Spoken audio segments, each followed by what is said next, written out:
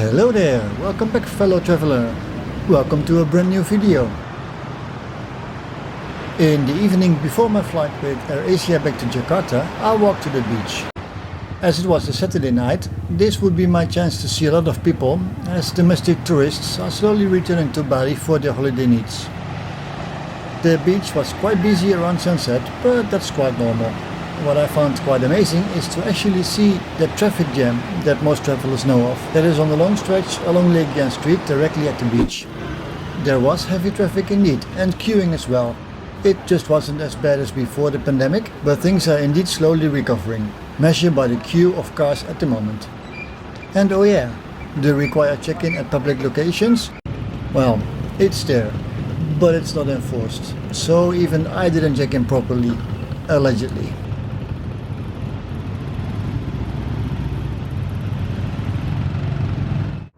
Today's flight is a short domestic flight and we are going back in time 1 hour. Other details are displayed on your screen right now. We are at the International Airport of Bali, Gusti Ngurah. And I'm flying back to Jakarta with AirAsia today. Tujuan Semarang, diusaha munggah ke pesawat saking pintu nomor.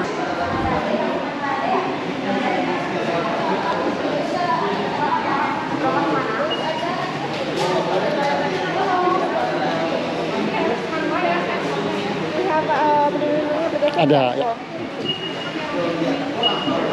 Tujuannya kemana? Ya, Jakarta. Jakarta. Yang ini cukup ya? Ya. Silakan. Ya. Nanti gambarnya ini ditunjukkan di masuk security. Oke, makasih. Sama-sama. That was really easy.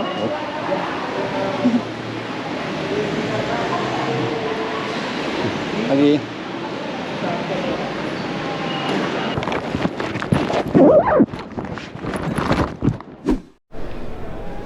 This is the domestic terminal in the airport. It's more busy over there because there's more flights with Lion Air and Batik Air than AirAsia.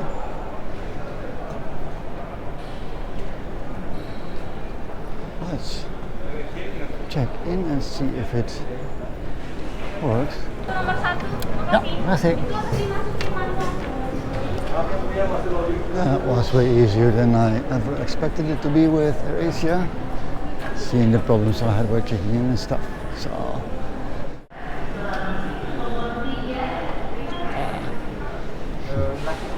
passport, please.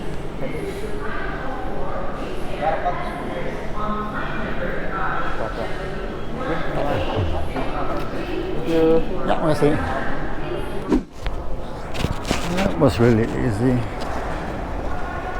Never expected it to be this easy here in Bali. That's good. Easy is always a good sign. I expect the boarding area to be fairly empty. We'll figure out soon. Let's see what flights are heading out today. I'm having the AirAsia one. Shops have reopened here. That's always a good sign.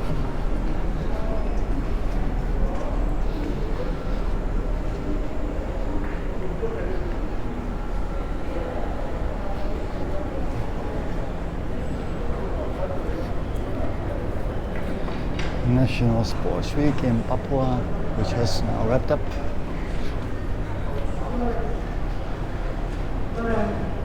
Still some closed shops here.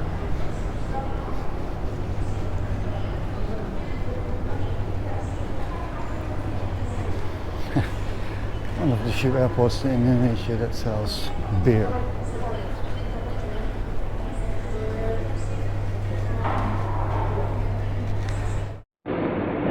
We are in front of the main gapura of Ngurah International Airport. This used to be the main entrance for passengers, if you wanted to, but not anymore.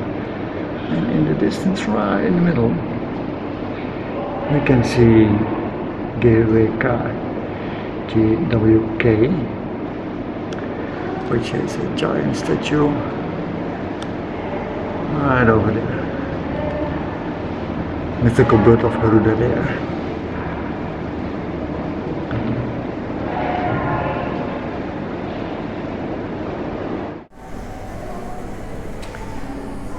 Beef ham.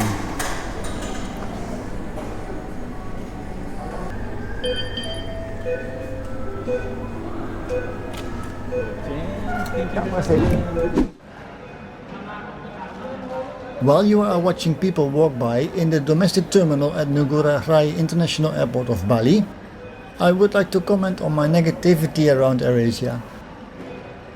The problem actually dates back a number of years, when I took a flight with my then girlfriend for a regional but international flight.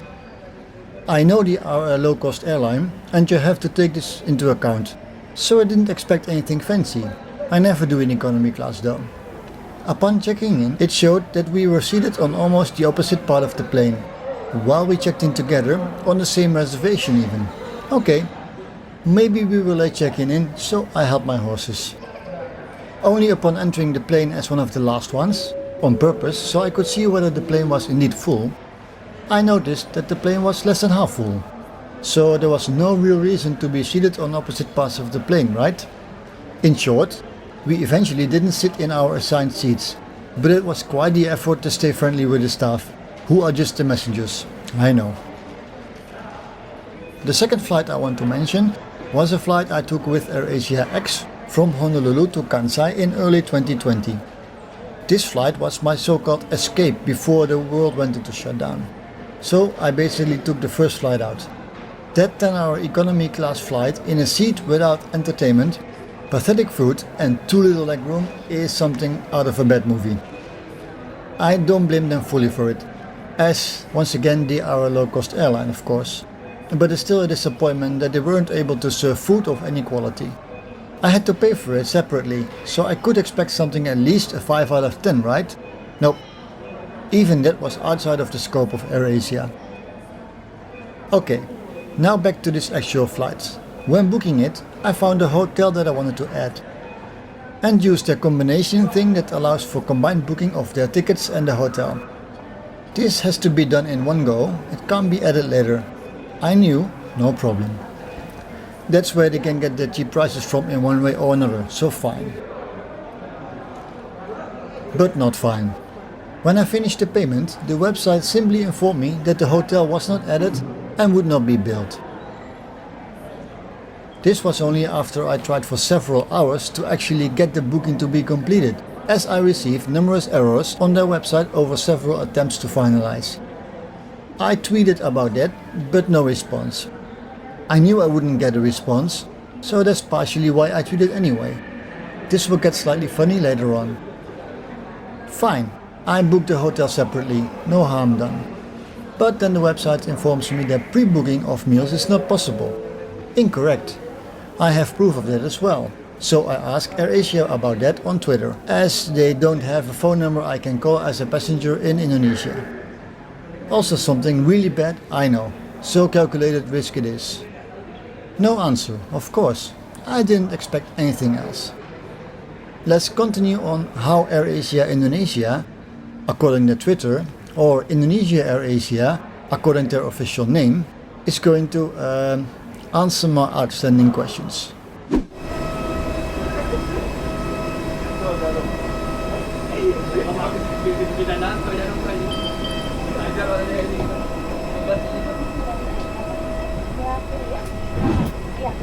Let's get on board for this not too exciting flight to the next island. Yeah.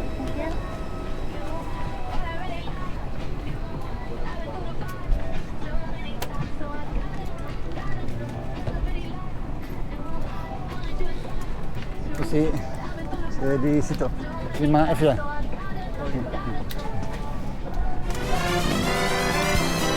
Kosong seri 200 nomor penerbangan KZ 7521.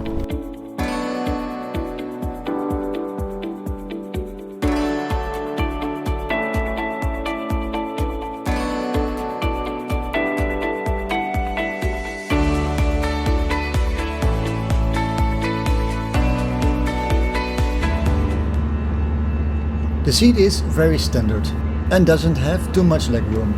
Even in the first 5 rows up front, where you actually have to pay to get some additional privileges, like being able to get off the plane before 90% of the passengers and that fancy red headrest cover instead of boring black.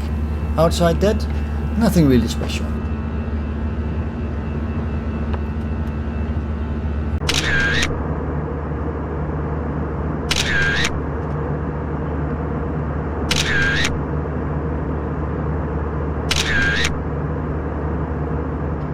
Wi-Fi available?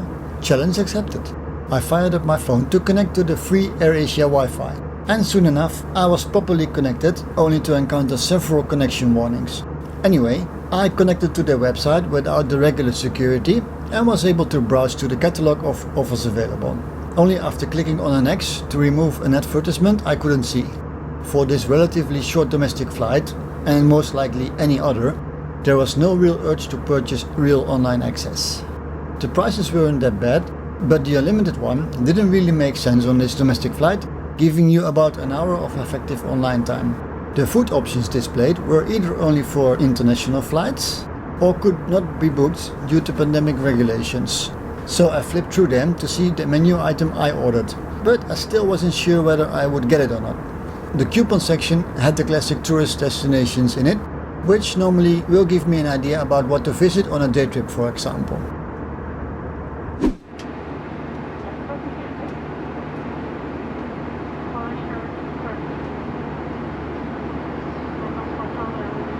And here is something unexpected. My food arrived, preheated and properly packed to take along with me once I was off the plane. It smelled really familiar, but I just had to wait a little longer to be able to enjoy this meal. And oddly enough, I really like this meal. It hasn't changed in all these years as well. When I tweeted about this, there was a quick repost from AirAsia Indonesia. If only they were actually replying to their customer questions as well, that would be a major improvement to the customer service.